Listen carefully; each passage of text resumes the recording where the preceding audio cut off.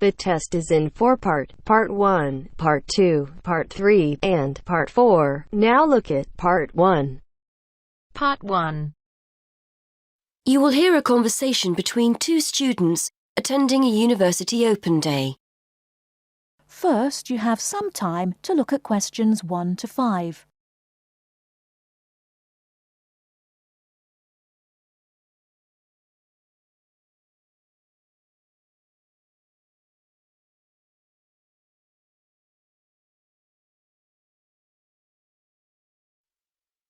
Excuse me, is this seat taken? No, by all means, have a seat. Are you here for the open day? Yes, I think I've just about finished now. I got here first thing this morning. What about you? I got here a little while ago. I spent some time walking around the place first, just to get a feel for what it's like. I'm doing the organised events this afternoon. I thought I'd have a coffee before I get started. It's a lovely campus, isn't it? Yes, I love it. And the facilities are unbelievable. I've just been over to have a look at the sports centre.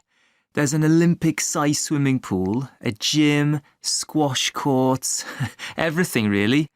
All the high street banks are here, and the bookshop looks better than the one in town. There's supposed to be a big supermarket a few minutes' walk from the main entrance, so there's pretty much everything you need here. Yes, I really like the look of it. I wonder if you can help me. I think I need to register to let them know I've arrived, don't I? I'm not sure you have to. You can just pick up an information pack from the desk over there. And nobody asked my name or anything when I turned up for the event earlier. I just walked in. But you never know, they might check after to see if people have bothered to come to the open day, so I think it's best to register. Thanks. I'll just finish my coffee and then I'll get started. So, is this your first open day? No, it's my 4th. I've been to Sussex, Coventry and Birmingham so far. They've all got their good points, but being a bit older, I'm particularly keen on somewhere that has a few students my age on the course. Apart from that, they all seem to have great links to businesses, and there isn't much to choose between them as far as their facilities are concerned. How about you? I haven't been to any other open days yet, but I'm hoping I end up here. I've just been to a presentation by the head of department. It sounds like a great place to do maths. That's my subject. He was telling us about all the avenues open to maths graduates and the kind of work you can end up doing. A lot of students go into finance, accountancy, banking, that kind of thing. I can't say that's ever appealed to me, though. My maths teacher at college was telling me about the opportunities in the software industry, which I quite like the sound of. Before you hear the rest of the conversation, you have some time to look at questions 6 to 10.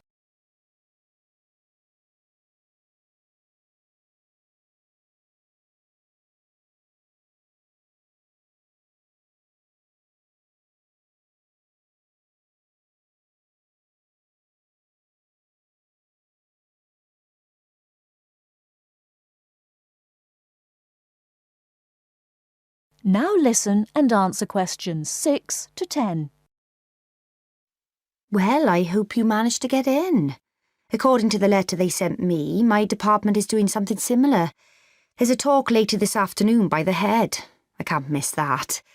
There's also someone who'll be explaining about the year abroad. Apparently, you can spend your 3rd year at one of their partner universities in Spain or Germany. I'm going to have to give that a miss, though, to catch my train. Oh, and there's also an exhibition area in the physics department with some of the things people are doing here.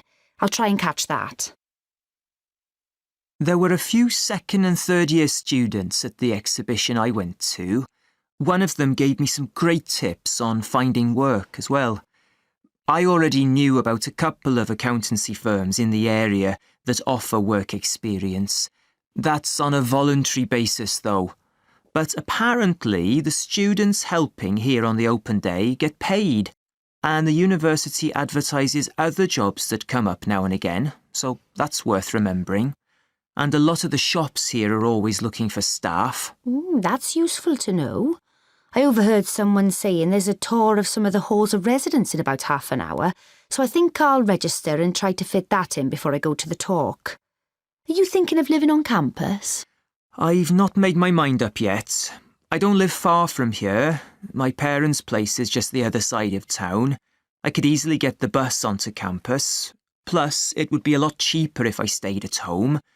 But it would be nice to get some independence as well. So, I don't know. I'll have to see. But I didn't know about the tour.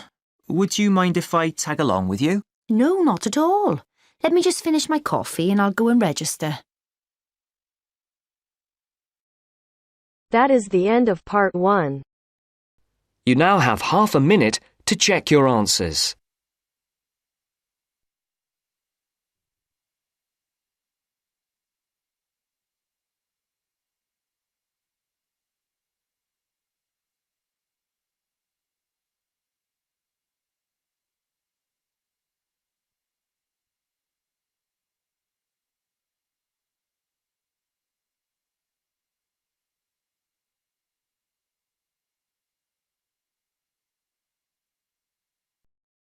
Now turns to part 2.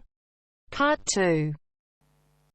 You will hear two flatmates, Tom and Richard, talking about their new flatmate who has just moved in the week before. First, you have some time to look at questions 11 to 16.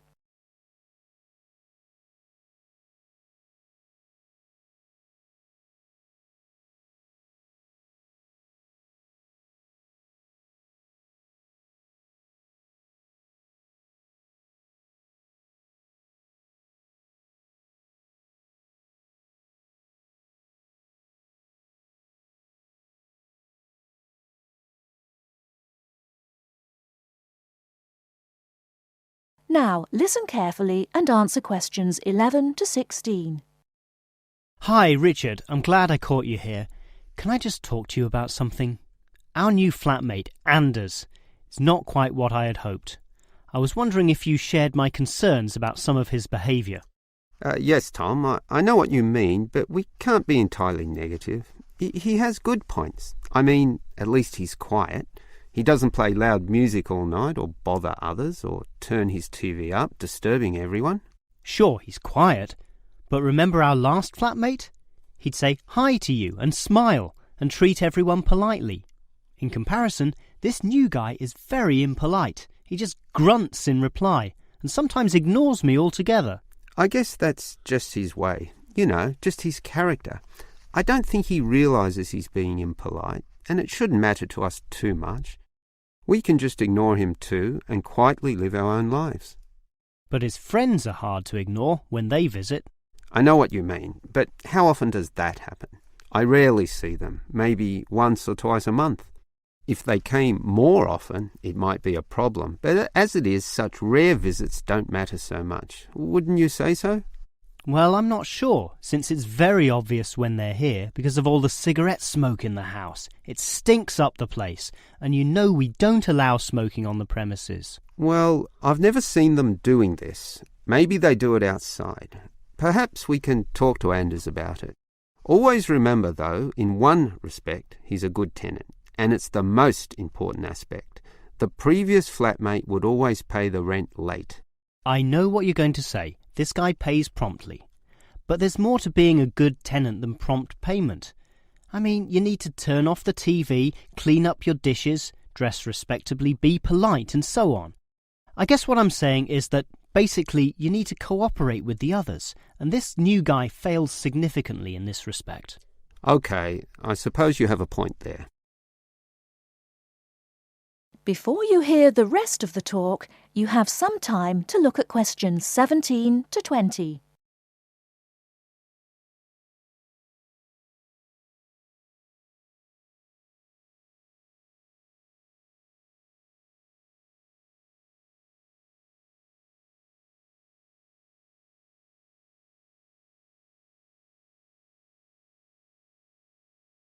Now listen and answer questions 17 to 20. I tell you what, Tom, why don't we talk to our new flatmate, Anders, about these issues? If we throw him out, we'll have to go to all the trouble of finding another flatmate, who might not necessarily be much better. So let's give the current guy a chance. Here, I've got a piece of paper, so let's make a short list of issues to discuss with him. Get it out into the open. Sure, we'll give him one more chance. So write communication, and let's tell him to... Well, we can't change a person's personality overnight. So why don't we have a weekly tenants meeting and we can just ask him to attend. That way we can get to know him better. I'll write attend meeting and we can take it from there. OK, but we have to tell him about his friends. They can't just do whatever they want. Write a heading friends and then write don't smoke anywhere, inside or outside. Well, instead of being so direct and possibly causing offence, I'll just write follow rules and verbally mention the rules. TV off by 10 p.m, no loud music or bad behaviour, including smoking. OK, do that, but I still think we need to specifically mention that last issue. You know how I can't stand the habit. So I'd like this to be another and separate point. Cigarettes, strictly forbidden. And it's important to include the strictly here. We can't pussyfoot around too much. Sometimes directness is necessary. OK, I'll write that. Forbidden. OK. And what about cleaning duties? Anders is a little too relaxed about that. Dishes are sometimes not washed, dirty teacups are left around the place, and so on. So, write, must do better. Yeah, again, Tom, he might take that personally and it could cause a scene. I'd rather be general. I'll write must be done and I'll tell him that that's for everyone, not just him. OK? OK, as long as he gets the message. That is the end of part 2. You now have half a minute to check your answers.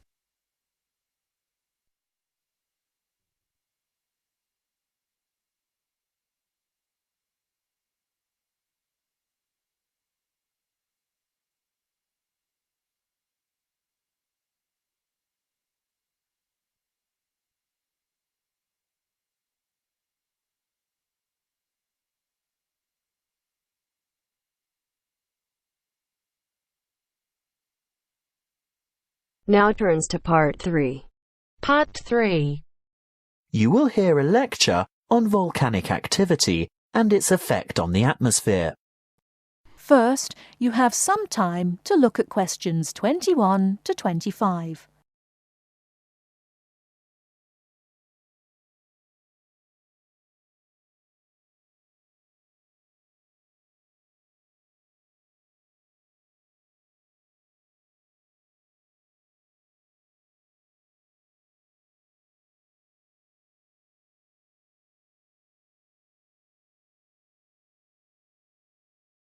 Now listen carefully and answer questions 21 to 25. Good morning, everyone. In these environmental science lectures, I guess you're all used to hearing about global warming. Well, I'm here today to talk to you about one particular volcano and its effect of global cooling. I'll begin by going back a little bit in time. Towards the middle of 1991, the second largest volcanic eruption of the last century occurred in the Philippines, not far from the capital city, Manila, on the island of Luzon. Mount Pinatubo belongs to a chain of volcanoes in the area, and this was by no means its first eruption. There is evidence of eruptions from approximately 500, 3,000 and 5,500 years ago. The events of the 1991 Mount Pinatubo eruption began in July 1990, when a magnitude 7.8 earthquake occurred 100 kilometers northeast of the Pinatubo region. The sleeping giant was reawakened, but few people had any idea of what was in store for them. In mid-March 1991, many earthquakes were experienced around Mount Pinatubo, and this is when volcano scientists, or volcanologists as they are called, started their investigation of the mountain. Before the disaster, thousands of people lived in very close proximity to the mountain, and on April 2nd, small explosions from vents near the crater dusted their villages with ash. This resulted in the order for evacuations of 5,000 people later that month. Earthquakes and explosions continued to harass the residents, and on June 5th, a Level 3 alert was issued for 2 weeks because of the possibility of a major eruption. However, the appearance of a large amount of lava protruding from the mountain on July 7th led to the announcement of a Level 5 alert on June 9th, indicating an eruption in progress. An evacuation area within 20 kilometers of the volcano was established, and this time 25,000 people were evacuated. Before you hear the rest of the talk, you have some time to look at questions 26 to 30.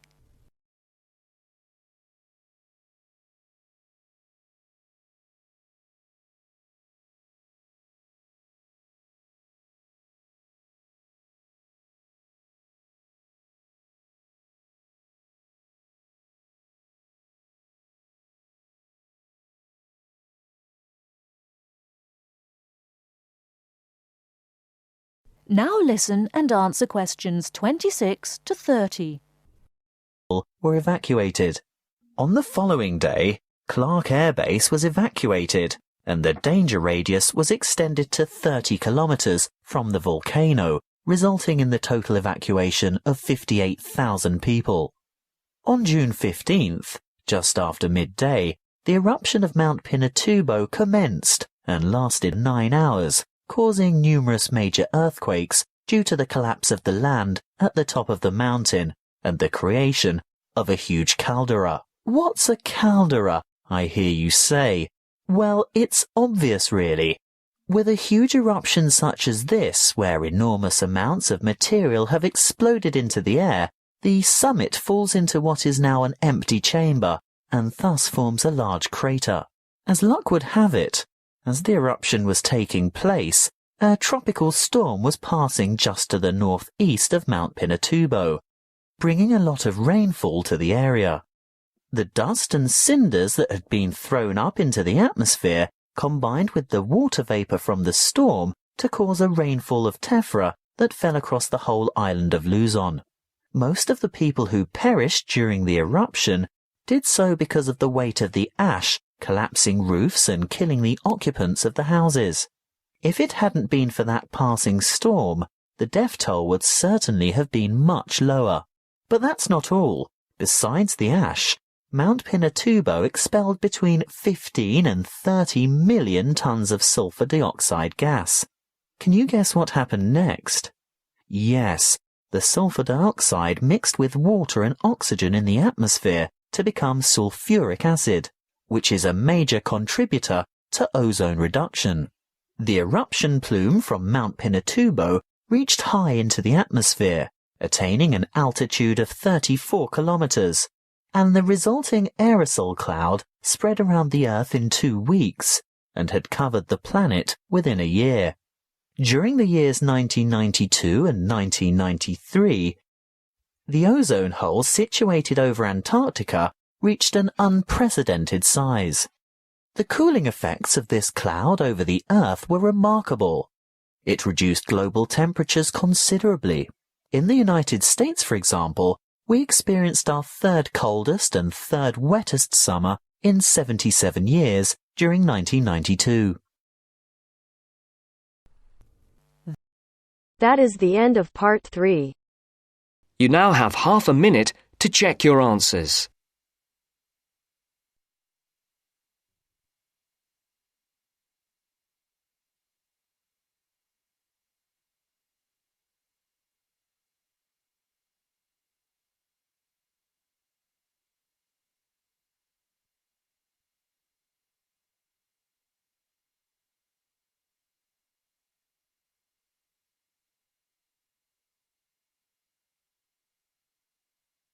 Now turns to part 4.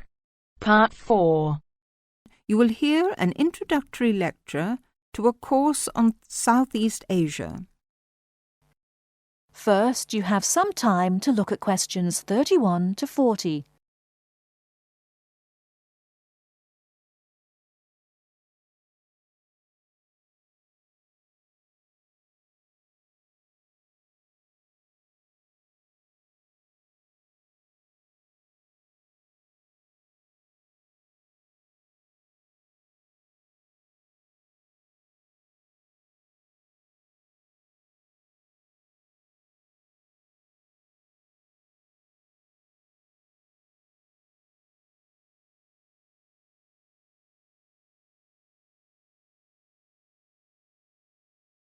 Now listen carefully and answer questions 31 to 40.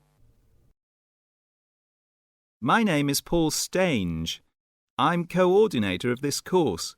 It's called Southeast Asian Traditions. I'm also the author of the study guide and the course reader, and you should have those in front of you. As well as these, you'll need 2 textbooks for the course. There's the one by Osborne and there's another by Legg. I'll talk a bit more about the reading materials in a moment. Now, if you haven't got these materials, you can buy the textbooks at the university bookshop, and you can collect the study guide and the course reader from me on your way out of the lecture.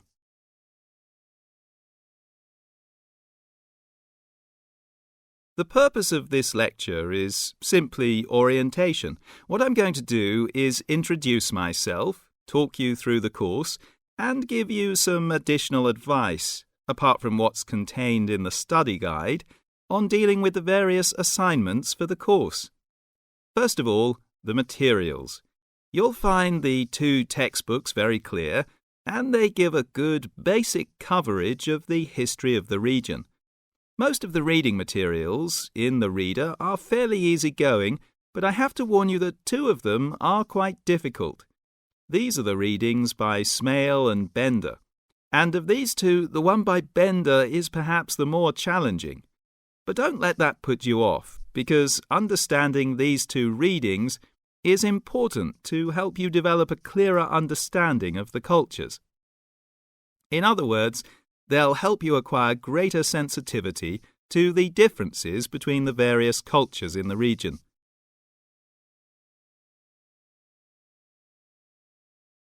Now, the course itself.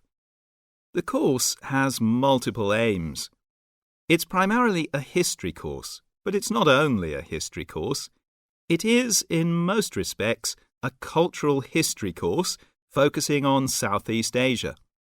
Nevertheless, the course is, as you'll see from the materials, an introduction to the Southeast Asian Studies component of the Asian Studies program. In looking at the cultural history of Southeast Asia, there are 2 major influences to be considered, the Chinese and the Indian. It's important not to forget the extensive influence that these 2 countries have had in the region. China has been trading throughout the region since at least the 6th century, so many of its cultural and social traditions have influenced the countries in the area, and religious practices from India have helped form today's culture. So we'll be looking for the links and the connections between traditional patterns and today's developments in the region. I think you can now begin to see how these past influences might form a background for the present-day social practices. And in the same way, this course will form a basis or background for 2nd and 3rd year courses, with their focus on the modern period, and in particular, the economic and political situation of the region. So, that's the outline of the course. I'd like to go on now to look at what you have to do, your assignments and so on. That is the end of part 4. You now have half a minute to check your answers.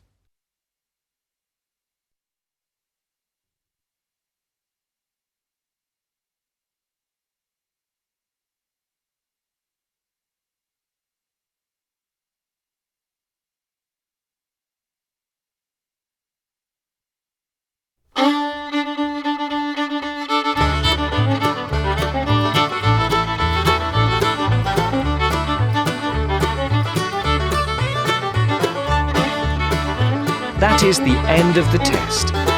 You now have 10 minutes to transfer your answers to your IELTS listening answer sheet.